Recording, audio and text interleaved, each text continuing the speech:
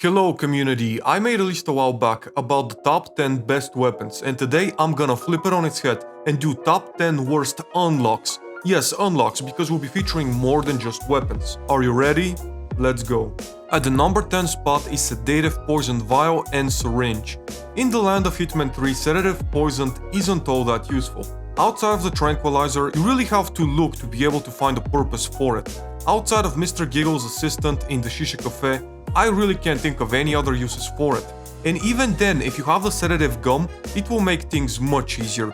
Back in Hitman 2016, there might have been a time where sedative poison would be useful in some way, but now Emetic and Lethal are much more powerful, and also there are better sedative tools out there, not to mention that you lose Silent Assassin if a target is hit by the effects of your sedative poison, which makes a niche item as is even more difficult to find a place for. It's not a terrible item, but its uses can be rather rare to say the least.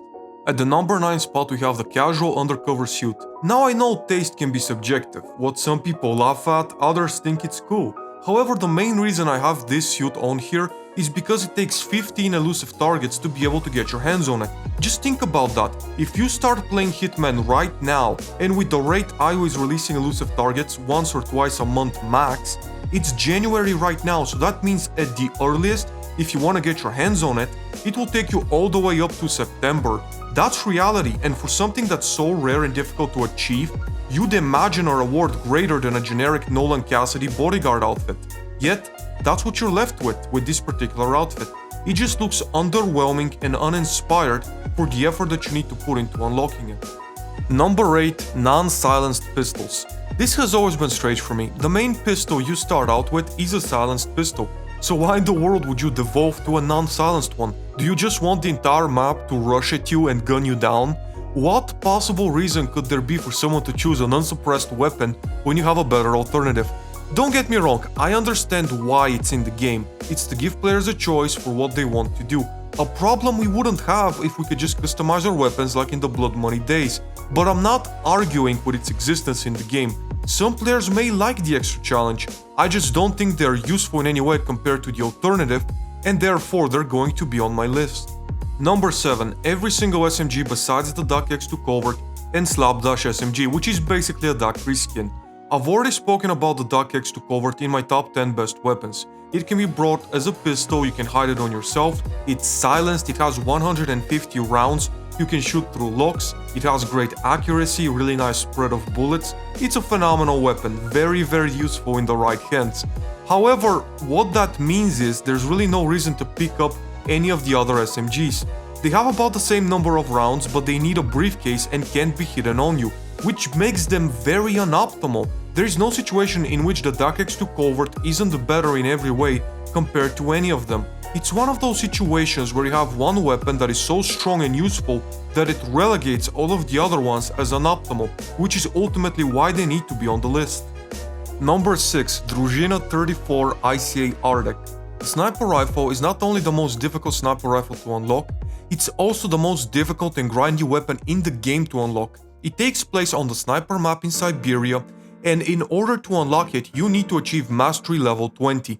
Now, even if you complete all of the challenges, which aren't easy, you still won't get even close to level 20. It will take you an entire week of grinding this sniper map in order to be able to unlock this weapon. And sniper maps are very different from regular Hitman. It's a game in and of itself, so you'll have to get good at it and grind it on repeat for about a week to be able to get your hands on this weapon. Now, the casual undercover may take a long time to unlock, but it's relatively easy. You can play twice a month every month and still get it. There are some rewards locked behind escalations and featured contracts that take a long time, but at least you're doing something different. But here you are grinding the same thing over and over and over again for a week at least just to unlock it.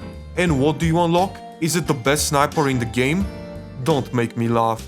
First of all, this weapon has an animation while being taken out of the briefcase, which already takes it out of the optimal spot, but looking past that, it has no slowdown perk. Even though it says it does, it really doesn't in-game. IO removed it purposely for some reason a while back. There was no real reason for it, but it came around the time of the 7 deadly sins, so I'm assuming they were just trying their best to see how many players they can lose in a single year. Still, for all of your hard work to get a sniper rifle that not only is not optimal, but is actively unoptimal, while the best sniper rifle is a single escalation away, is absolutely ridiculous, and in fact is one of the reasons I wanted to make this list. Number 5. Destroyable melee weapons. Melee weapons that get destroyed after a single use? Why? Just why? It makes literally zero sense why anybody would want to take these weapons on board. What, you just need one takedown? Still, you can have weapons with faster animation or alternative uses. I don't get it, but it's inexcusable and it's getting on this list. Number 4. Red Tie Kiwi. Number 3. Concussion Grenade. How do you even make this work? I mean, seriously, talk niche. I've never understood this one.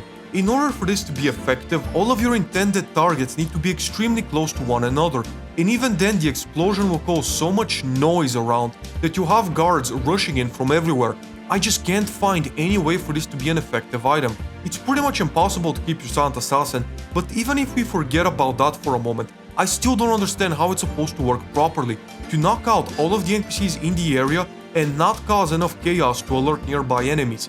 This item has always been a mystery to me. I've never seen anyone use it effectively, though I'm sure some speedrunner has probably found some use for it. It's so niche and out of the ordinary, it has to be in this video. Number 2. Ancestral Pen. Same story as the last one. What is this and how is this even supposed to work? You put 2 targets right next to one another and they should kill both?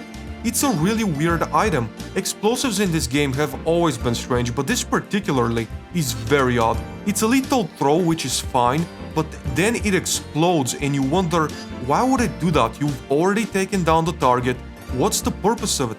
I guess it's for situations where everyone is right next to one another in a very small setting, but outside of some really specific contracts or elusive target, that's never the case. You're bound to lose Silent Assassin and have the entire map chasing after you. There are much better explosives out there if that's your playstyle, so I really don't think this item has any regular use at all. Now for some dishonorable mentions. Every unsuppressed shotgun, every unsuppressed rifle, every melee weapon that requires a briefcase. Number 1. Molotov Cocktail. Number 1 is the Molotov Cocktail. By a landslide, it wasn't even close when I was deciding this.